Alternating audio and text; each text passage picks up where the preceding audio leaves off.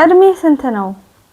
21 ገና ወጣት ነህ አሉት የደረሰበትን የትምህርት ደረጃ ከእድሜው ጋር በማነጻጸር። በአንደኛና በመለስተኛ ሁለተኛ ደረጃ ትምህርት ቤት እያለው 3 ያህል ክፍሎችን በእጥፍ ነበር ያለፍኩት። ለዚህ ነው በጊዜ ዩኒቨርሲቲ የገባሁት አላቸው መገረማቸውን በማየት። ወላጆችህ በቅርብ ናቸው? ይህ ድንገተኛ ጥያቄ አቤልን ቢያስደነግጠውም ከጥናት ጽሑፍ ጉዳይ ወጣ ያለ አርዕስት በመሆኑ ወዶታል። ይሁንና በተዘዋዋሪም ቢሆን ለዚህ ጥያቄ መንስኤው የጥናት መበላሸት መሆኑን ሳይገምት አልቀረም። በቅርብ እንኳን አይደሉም፣ ጎንደር ክፍለ ሀገር ናቸው ሲል መለሰ። የኑሮ ደረጃቸው እንዴት ነው? መቼም ጎርሰው ያድራሉ፣ ቋሚ የገቢ ምንጭ የላቸውም ካለ በኋላ ድንገት ግልፍ ብሎት ያው እንደ አብዛኛው ኢትዮጵያውያን ወላጆች የኔን እጅ ተጠባባቂ ናቸው ሲል አከለበት። ይህ ከጥያቄያቸው ውጪ ቢሆንም አንድ አቤል የተመረረበት ጉዳይ መሆኑን ካነጋገሩ ለመረዳት ዮናታን ብዙ ጊዜ አልወሰደባቸውም። ሆኖም የእሳቸው መንደርደሪያ በአቤል ውስጥ በቅርብ የደረሰ አደጋ ወይም በአጋጣሚ እንዳለ ለመረዳት ነበር።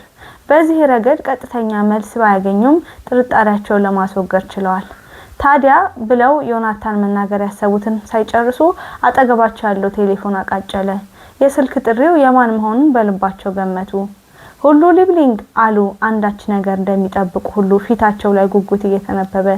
የደወለችው ሚስታቸው ሞኒካ ነበረች። ንግግራቸው በጀርመንኛ ስለሆነ አቤል ከዮናታን አፍ ምንም ነገር ሊረዳ አልቻለም።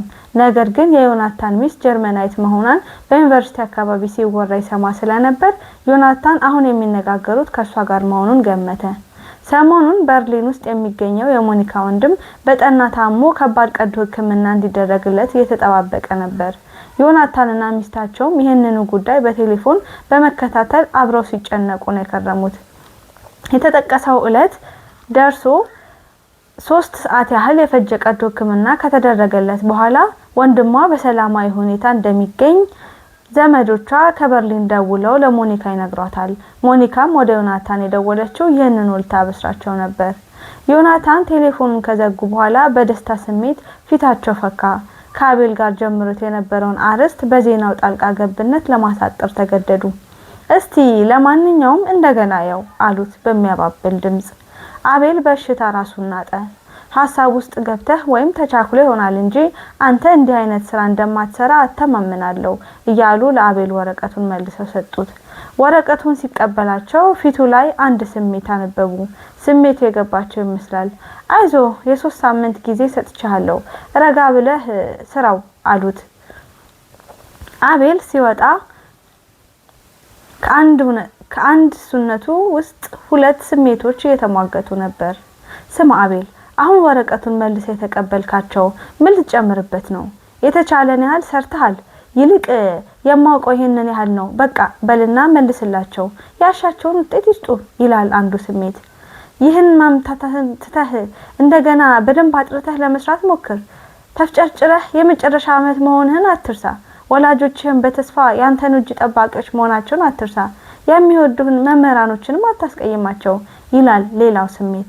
የወላጆችም ችግር ሆነ የመምህር ፍቅር ከችሎታህና ከአቅምህ በላይ ሊያደርግህ አይችልም። የምትችለውን ያህል ሁሉ ሰርተሃል፣ በቃ እስቲ ለማንኛውም እንደገና ያው። እንዲህ ስሜቶቹ እየተሟገቱ ከመኝታ ክፍሉ ደረሰ። 3ቱም የመኝታ ክፍል ጓደኞቹ እዚያ ውስጥ ነበሩ። አቤል ምንም ሳያናገራቸው በቀጥታ ወደ አልጋው ሄዶ በአንድ ጎኑ አረፍ አለ። ከቅርብ ጊዜ ወዲህ አቤል ለመኝታ ክፍል ጓደኞቹ ወሬ ማካፈል ቀርቶ አብሮት መሆናቸውም እያስጠላው ነበር። ብቸኝነት ያጠቃው ስለመጣ ብቸኛ ክፍል ውስጥ ቢሆን ምንኛ በወደደ። ከራሱ ጋር በመጣላቱ የፈጠረው ጥላቻ እንጂ ካንዳቸውም ጓደኞቹ ጋር ግጭት አልነበረውም። እስክንድር ማንደፍሮ አቤልን ተደራራቢ አልጋ ላይ የሚጋራ መኝታ ክፍል ጓደኛው ነው። በዩኒቨርሲቲ ውስጥ 3 ዓመት አብረው ቆይተዋል። ከመኝታ ክፍል ጓደኝነታቸውም ሌላ ሁለቱም የፍልስፍና ተማሪዎች ናቸው። እስክንድር ከአቤል በእድሜ ላቅ ያለ ሲሆን በአቤል የትምህርት ጉብዝና ላይ ጤናማ የሆነ ቅናት አለው። ሌሎቹ 2 የመኝታ ክፍል ጓደኞቹ ሳምሶን ካልሌ እና አስራት ጣሰው ናቸው። ሁለቱም በግቢው ውስጥ የሚታወቁት በቅጽል ስማቸው ነው። ሳምሶን ከስሙ ጋር ጉልቤው የሚል ቅጥያ ስለተወጣለት ማንኛውም ተማሪ ሲጠራው ሳምሶን ጉልቤው እያለ ነው። አስራት ደግሞ የሚታወቀው ድብርት በሚል ቅጽል ስም ነው። በተማሪ ዘንድ ትክክለኛ ስሙ ጭራሽ ተረስቷል ማለት ይቻላል።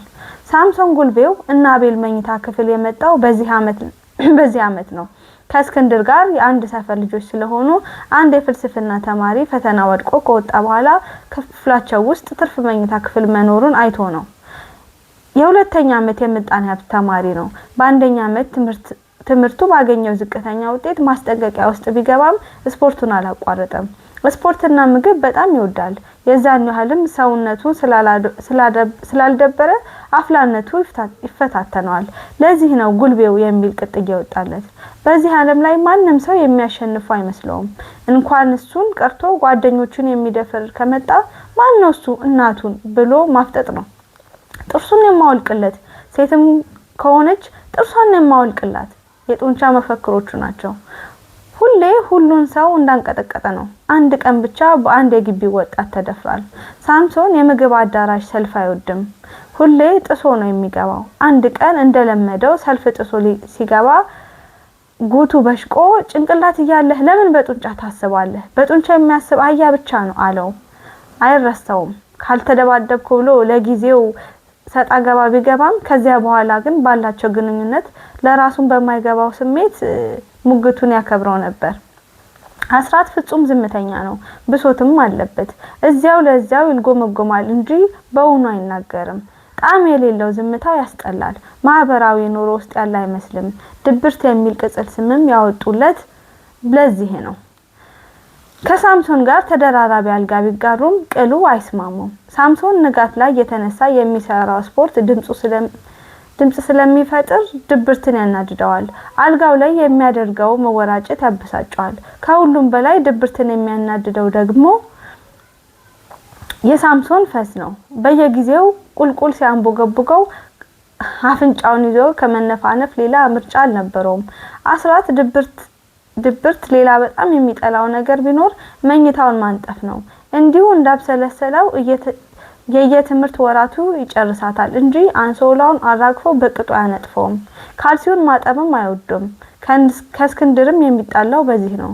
ትምህርት ከሌለ ከሌሎቹ ጋር በማጥናት ወይም መወያየት አይሆንለትም።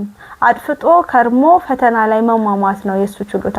ጓደኞቹ ዝቅ አድርገው የሚገምቱት ዕውቀቱና ፈተናው ላይ የሚያመጣው ከፍ ያለ ውጤት ያለ መመጣጠን ብዙዎችን ያስገርማቸዋል። አቤል ከዮናታን ቢሮ ከተመለሰ በኋላ ላንዳቸውም ነገሩን ሳያነሳ ቢቆይም የገጽታው መለዋወጥ በማየት እስክንድር ነውቶቱን አልቀረም። ምን ነው ሀገር ሰላም አይደለም እንዴ? ምን ባክህ እና ዮናታን ረበሹት አለ አቤል ስሜቱን አክፍቶ። አባታችን ምን አርጋሉ? ፍቅሩን ለመግለጽ የሚጠቀምበት ያነጋገር ስልት ነው። ሰሞኑን የሰጧቸውን የጥናት ጽሑፍ እንደገና እንድሰራው አዘዙኝ። ምን ታረጋዋለህ? መበርታት ነው። አይዞ 6 ወር እኮ ነች የቀረችን። በሱ ቤት 6 ወሩን የ6 ሰዓት ያህል አቅልሎ መናገሩ ነው። ለአቤል ግን 6 ወሩ 6 አመት ሆኖ ነበር የተሰማው።